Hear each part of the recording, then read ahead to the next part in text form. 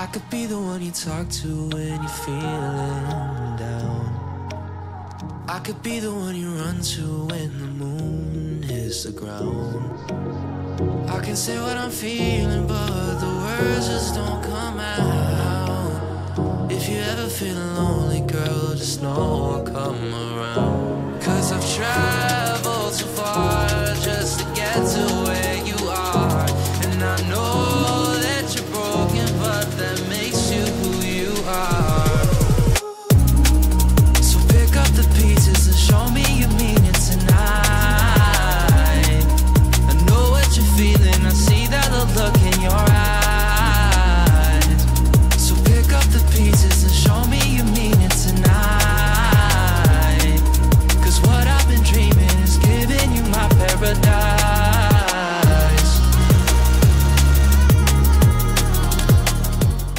Marahil marami sa inyo yung nag-aabang ng review ko dito sa pinakabagong Suzuki Raider 150 Fi Pearl Bright Ivory. So, in this video guys, ayan, kasama na nga natin to pinakahihintay yung motor. Yung pag-uusapan natin dito is yung specs, features, at syempre yung updated price.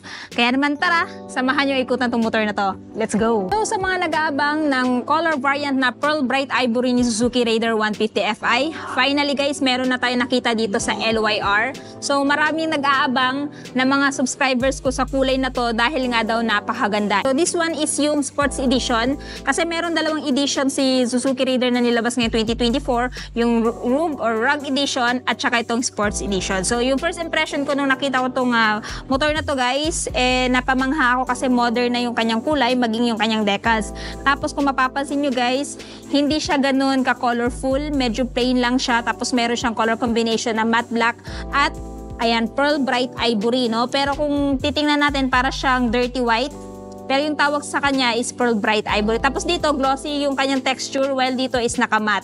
And then yung pansin ko lang din guys, no, pagdating sa decals niya, gold, nag-complement talaga sa kulay niya. So, parang plain lang siya, no? So, for me, goods na goods yan. Suzuki Raider 150 Fi is powered by 147.3cc, liquid-cooled single-cylinder 4-stroke 4-valve dual overhead cam. So, ito guys ay may lakas na 13.6 kilowatts at 10,000 RPM and max torque of 13.8 Nm at 8,500 RPM. Pagdating naman guys sa kanyang fuel tank capacity, which is na dito sa kanyang underseat, meron siyang fuel tank na 4 liters. Tapos yung gini-claim ni Suzuki na average fuel consumption since siya ay Fi na is 50 km per liter. Pero it may vary pa rin guys sa throttle habit ng driver. Kung malakas kang magpatakbo, well, hindi mo maabot yung kini-claim ni Suzuki na 50 km per liter. Pero kung takbong pogi ka lang, ayan, kayang-kaya mo yung abutin. And ang isa pa guys na nagustuhan ko dito, aside sa forma niya, no, mas pinamodern na yung looks niya. Though kahit decals at saka color nagkaiba doon sa old version, nandun pa rin naman yung pagka-supreme niya, which is ito nga yung tinatawag nila na the pinnacle of hyper underbone. Kasi yung the king of underbone guys is yung si Suzuki Raider Carb, which is, ayan, meron din silang bagong model at saka bagong color variant. So pagdating sa headlight, ganun pa rin naman guys, wala pa rin naman pinagbago, no? Naka-LED, turn signal is naka-bulb type. So comment down below guys if ever i-upgrade to ni Suzuki, ano yung mga upgrade yung gusto nyo pagdating dito kay Suzuki Raider 150 Fi. Next, pagdating naman dito sa head, nandito pa rin yung kanyang pride of ownership, which is yung kanyang emblem na Suzuki. Nandito meron pa rin sticker, ayan, na Fi fuel injection. Tapos pagdating dito sa side, nandito yung kanyang decals na hyper underbone. So, combination siya guys ng Pearl Bright Ivory at saka ng gold. Para kasing gold yung kulay ng kanyang decals guys. Same dito sa kanyang mags. Nag-complement talaga yung kulay ng dalawa. Pagdating sa suspension, ginamitan siya ng telescopic fork suspension. And ganun pa rin naman, single hydraulic disc brake with dual path piston brake caliper. So, good thing guys na naka-dual path yan para nang sa ganun, yung braking system niya, lalong-lalo sa high speed, napakakapit na, no? So, ayan, comment nyo sa baba kung if ever gusto nyo itong i-upgrade ng EBS. So, sa front tire size naman, 70 by 90 by 17. This one is tubeless na. So, yung kinaganda sa tubeless type guys, pag was mapako, hindi basta-basta mag-flat. Ayan. Tapos, ito yung kanyang fender guys, naka-matte black. Tapos, nandito yung kanyang radiator. So, if I were you guys, if ever ito yung bibilhin yung motor, bili kayo ng aftermarket na radiator cover nang sa ganun, hindi siya matamaan ng bato-bato kasi yung tendency nito pag once natamaan ng bato-bato, yuyupe. Tapos yung horn, ayan guys, may cover na yung horn. Undercowl niya, pamprotekta yan sa mga bato-bato para hindi madaling matamaan yung engine ng motor na to. And dito naman, sa kanyang side, ito yung itsura niya side view guys. Ayan. O diba, napaka-astig ng forma. Nice. So, meron siyang decals dito na Suzuki, yung Pearl Bright Ivory na decals. Tapos dito gold, Raider R150 dual overhead cam 4-valve. At saka yung Suzuki Advanced Twin Spark Frame. At pagdating sa transmission guys, siya po ay 6-speed manual transmission. Tapos dito, nandito pa rin naman yung kanyang R150 na napakahaba na decals. And liquid gold, so makakaasa kang sa long ride, hindi na basta-basta mag-overheat itong motor na to, no? Tapos, ayan guys, hindi pa rin tinanggal yung kickstart. For me, goods na goods yan, para nang sa ganun, pag madiskarga yung baterya, ayan, may pag-asa pa kayong mapaandar tong motor na to. Kasi yung ibang motor ngayon, na underbone type, tinatanggalan na ng kickstart. And sa akin, mas favor sa akin na may kickstart. Para nang sa ganun, hindi ka aasa sa electric start lamang. Tapos, nandito yung kanyang brake pedal, foot peg ng driver, tapos yung foot peg ng angkas. Ayan. Yung sa tambuchon naman niya guys, same pa rin ang designs, kagaya ng dati. Meron pa rin siyang heat guard. Ayan. Metal yan. Maging dito, exhaust end cap, silver yung datingan. And, balik muna tayo dito sa kanyang handlebar. So, sa handlebar guys, no?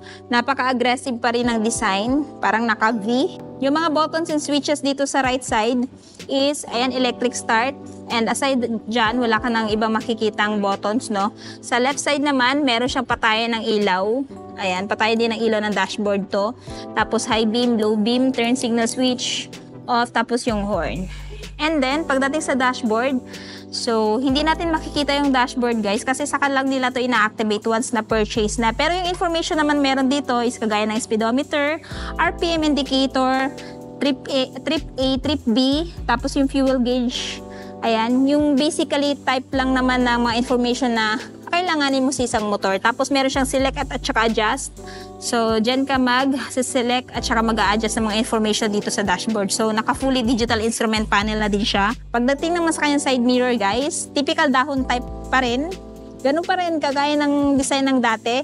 So, kung if ever bibili kayo ng aftermarket at gusto nyo itong palitan itong side mirror na to, meron akong i-recommend sa inyo, which is yung gamit ko kay Click na Street King side mirror. So, ilalagay ko po yung link sa baba para maka-order na din kayo. Tapos, dito sa kanya ignition guys, meron na din siyang key shutter.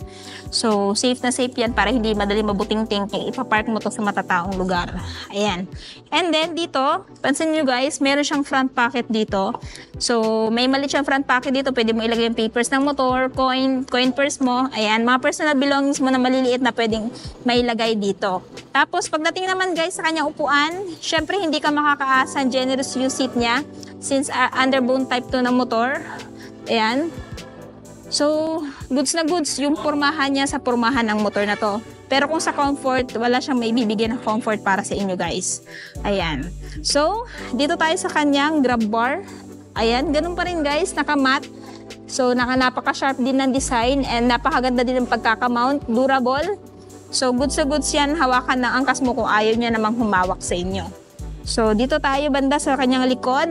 Pagdating naman dito sa kanyang gulong sa likod, guys, IRC yung brand, same sa front, tapos naka-mugs na gold.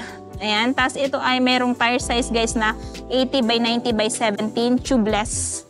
So, pag mapako to, hindi siya basta-basta magpa-flat. So, maiiwan lang yung pako dito, guys. At saka siguro nakauwi na kayo before nyo pa napansin na pako kayo. So, yun yung advantage kung bakit mas maganda yung tubeless kaysa doon sa tube type.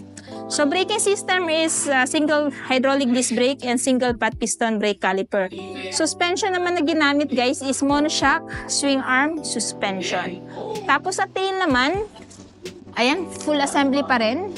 So, comment down below kung gusto nyo itong i-upgrade ni Suzuki ng LED. Ayan. At kung ano pa yung gusto nyo i-upgrade dito sa motor na to, i-comment nyo na din sa baba, no? Para nang sa ganun, malay natin by next year, i-upgrade na nito ni Suzuki. Tapos, dito naman guys, nandito pa rin yung ilaw ng plaka, yung plate holder. May sticker pa rin na Suzuki, which is yung brand niya. At saka yung napakahaba niyang rear fender. Tapos dito sa side, ito yung looks niya sa side. Ayan, so parang nangibabaw yung kulay ng gold guys, no? Tapos yung pearl bright ivory niya, napakaganda. Tsaka napakaganda din ng paint job guys. So pag malikabukan, hindi masyado halata kasi hindi siya ganun kaputi. Para siyang dirty white tingnan sa personal, no?